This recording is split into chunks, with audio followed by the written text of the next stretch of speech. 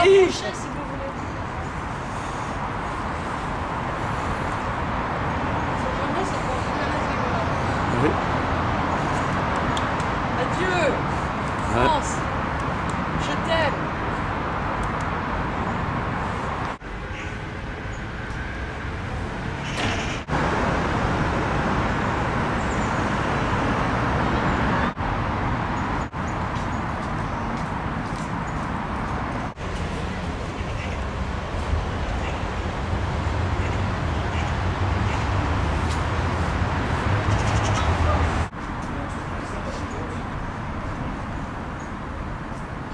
On avait fait le paquebot France, il y avait la Caravelle, il y avait le Concorde qui allait sortir. C'est un des mythes. Moi je l'ai vu alors qu'il allait partir pour sa première traversée au Havre, et là il y avait des millions de personnes qui venaient voir le France, un grand symbole. Il était magnifique. Je l'ai vu une fois en Norvège à Miami, oui. C'était en 1979.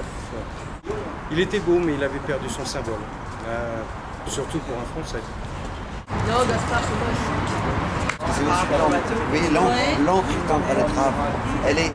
Oui, mais c'est une photo officielle de la Transat. Oui, tout à fait. Présentée dans les agences. Voilà. Ça nous permet d'imaginer le bateau dans ses couleurs d'origine, parce que c'était quand même beaucoup plus beau en noir et blanc. C'était maillé. Ah non, c'est une photo sur métal. Sur métal. Et qui est plastifiée, elle est abîmée d'ailleurs, elle est un peu abîmée. C'est une des plus belles vues du bateau d'ailleurs. Oui, alors là c'est aux essais sur la base des Glénans.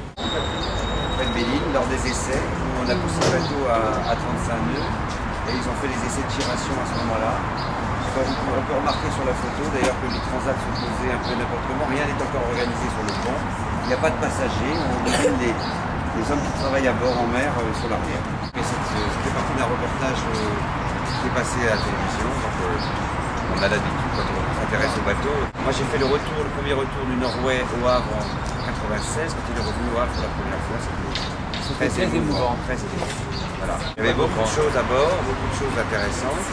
Certaines choses ont pu être sauvées, tant mieux, mais c'est dommage que notre pays n'ait pas sauvé le bateau. Il aurait fallu le mettre, je pense, peut-être à Landévennec en rade de Brest pendant 20 ans, sous cocon comme on dit dans la marine. Et je pense que dans 20 ans on aurait retrouvé ça en état et on aurait pu être satisfait d'avoir sauvé ça. On sauve les châteaux mais on ne sauve pas le patrimoine maritime français. Oh c'est pas... Vous la trouvez chez les antiquaires mais c'est pas évident.